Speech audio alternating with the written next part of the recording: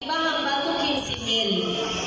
Ba't sa Sabado, mahatag man si Senator Amy Marcos sa inyo, so siya na mismo mahatag sa 15,000. So ito 5,000 halin sa HOR, House of Representatives, Speaker Martin Romualdez, sa inyong Congressman na Mayor Jerry, tagang 5,000 sa kay Senator Bongo.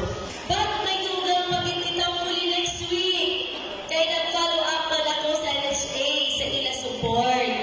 So since ang pondo ng hapon, sobra last year, may tugang naman sila 5,000 sa kada car victim. So all in all, 5,000. But our mayor now is trying his best na napadaan na mo sa mas maayo nga lupa kabalay.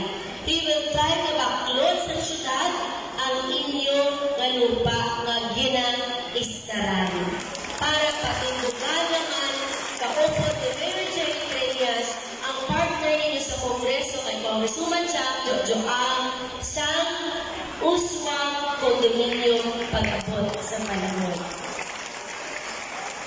Let us go on. Why?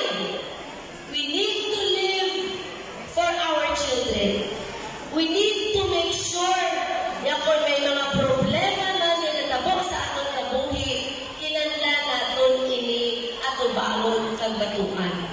Ang syudad sa Iloilo, testament ini itaya nagbato sa tunga sa pandemya. So now, buhi kita, balay lang natula, but ang future lies ahead. It is on us. Paano natin matuhan with positivity in life?